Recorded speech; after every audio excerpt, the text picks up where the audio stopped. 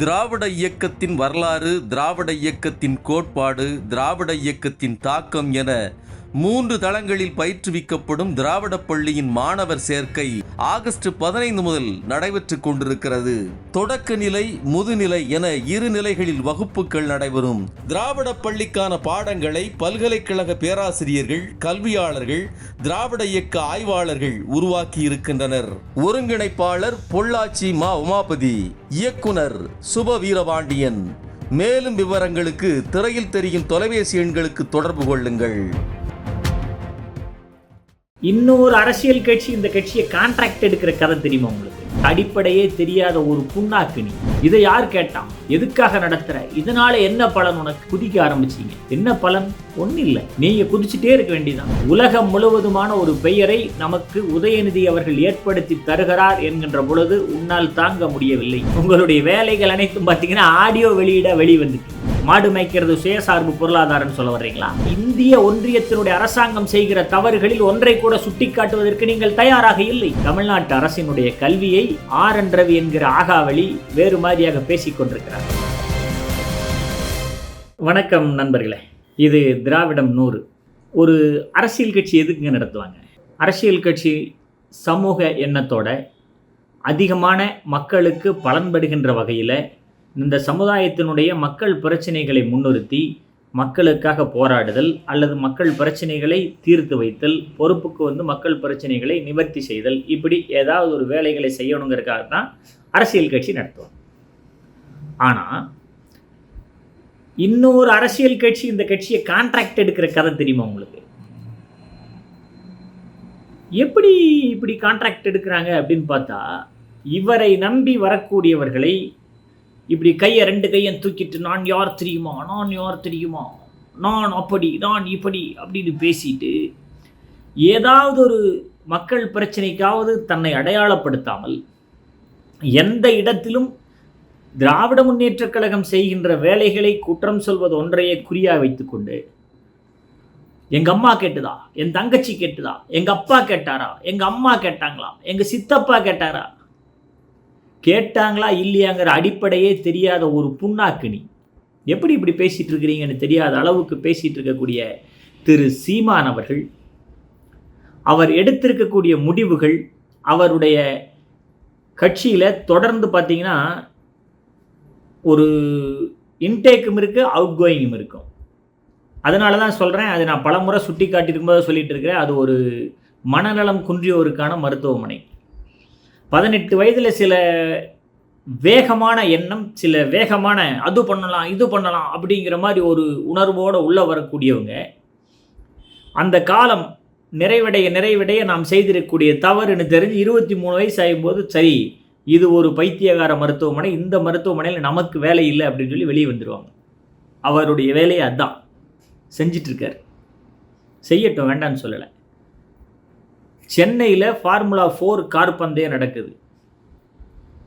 இதை யார் கேட்டா? எதுக்காக நடத்துகிற? இதனால் என்ன பலன்? உனக்கு குதிக்க ஆரம்பிச்சிங்க. என்ன பலன்?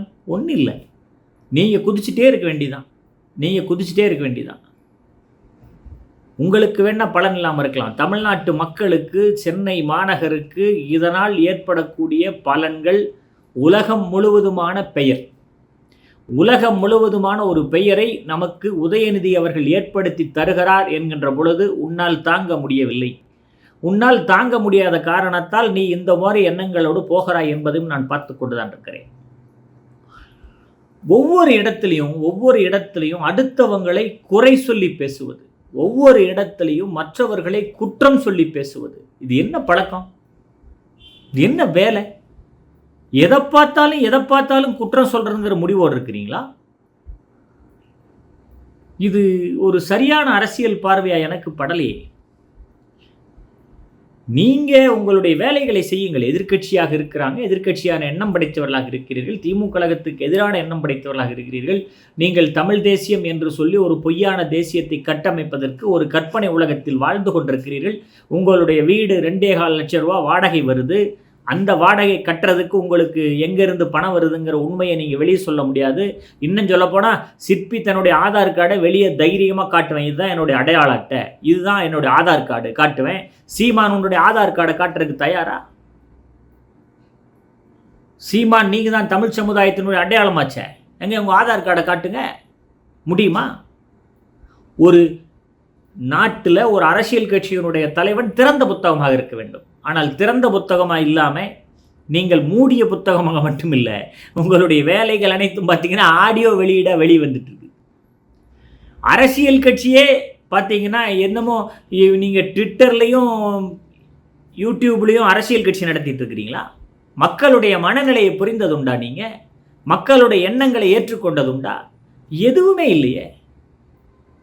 தமிழ்நாட்டினுடைய முதலமைச்சர் அண்ணன் தளபதி அவர்கள் அமெரிக்கா போய் அங்கே இருக்கக்கூடிய மக்களுடைய வாழ்க்கை முறையை பார்ப்பது மட்டுமில்லாமல் அங்கே இருக்கக்கூடிய முதலீட்டாளர்களை சந்தித்து தமிழ்நாட்டில் தொழில் தொட வாருங்கள் என்று அழைத்து, கோயம்புத்தூர் மாவட்டம் சூலூர் ஆனாலும் சரி, அடுத்த செங்கல்பட்டு ஆனாலும் சரி, இப்படி பல்வேறு பகுதிகளில் பல்வேறு தொழில் நிறுவனங்களை உருவாக்குவதற்கு போராடி அவர்களிடமிருந்து முதலீடுகளை பெற்று வருகின்ற வேலையை செய்து வருகிறார். அதை கொச்சப்படுத்தி பேசுறீங்க. என்ன மனிதன் நீங்க? அப்ப தமிழ்நாட்டுக்குடைய முதலீடுகளை எங்கேயும் போய் வாங்கிட்டு வரக்கூடாதா? சுயசார்பு பொருளாதாரம் இங்க கேட்டா மாடு மேய்க்கிறது சுயசார்பு பொருளாதாரம்னு சொல்ல வர்றீங்களா? எல்லாரும் நான் ஆட்சிக்கு வந்தாச்சுன்னா தமிழ்நாட்டில் மாடு மேய்க்கிறதுல அரசு பணியாக மாற்றிடுவேன், ஆடு மேய்க்கிறது அரசு பணியாக மாற்றிடுவேன். நான் என்ன கேட்க வர்றேன்னா, இந்திய ஒன்றியத்தினுடைய அரசாங்கம் செய்கிற தவறுகளில் ஒன்றை கூட சுட்டி காட்டுவதற்கு நீங்கள் தயாராக இல்லை. ஏனென்றால் உங்கள் முதலாளி செய்யும் போது அது உங்களுக்கு தவறாகப்படாது. இப்படி ஒரு எண்ணம் உங்களுக்கு இருக்கின்ற பொழுது உங்களுடைய வேலை எப்படி இருக்கும் என்பதை நாங்கள் தெரிந்து கொள்கிறோம் இல்லையா?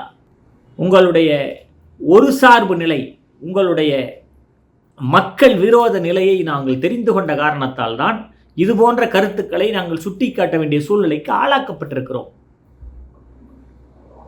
எதை செஞ்சாலும் தப்பு. மக்களுக்கு நல்லது செய்கிறது தப்புன்னு சொல்லக்கூடிய ஒரு அரசியல் தலைவனா நீங்க இருக்கிறீங்க. நான் என்ன கேட்க வரேன்னா, எடப்பாடி பழனிசாமி அவர்கள் ஒன்று கேட்குறாங்க. என்ன கேட்குறாங்க? இந்த வேலையை நீங்கள் இப்படி செஞ்சுருக்கீங்க, இதை கூடுதலாக இப்படி செஞ்சு கொடுங்கன்னு கேட்குறாரு. ஏன்னா திமுகவை அவரால் குறை சொல்ல முடியலை. பெண்களுக்கு 1000 ரூபாய் கொடுக்குறீங்க அப்படின்னு சொன்னால் 1000 ரூபாய் இன்னும் எல்லாத்துக்கும் கொடுங்க, ஏன் இவங்களுக்கு மட்டும் கொடுத்துருக்கிறீங்க அப்படிங்கிற மாதிரி கேள்வியை எடப்பாடி பழனிசாமி கேட்குறாருன்னா அதில் அவருடைய கேள்வியில் ஒரு நியாயம் இருக்குதுன்னு கூட நான் நினைக்கலாம். இன்னும் சொல்ல போனால் தேவை இருக்கிறவங்க கேட்டு வாங்குறாங்க, தேவையில்லாதவங்க கேட்காம இருக்கிறாங்க. ஆனால் இவர் பேசுவார், எங்களுடைய அக்கா கேட்டுச்சா, என்னுடைய தங்கை கேட்டாங்களா, என்னுடைய தம்பி கேட்டானா. உங்களால் முடியல.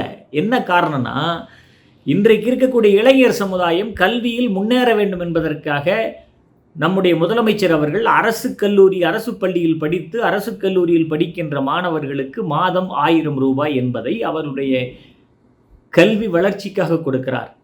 பெண்களுக்கு புதுமை பெண் திட்டத்தின் மூலமாக கொடுக்கிறார். ஆண்களுக்கு தமிழ் புதவன் திட்டத்தின் மூலமாக கொடுக்கிறார்.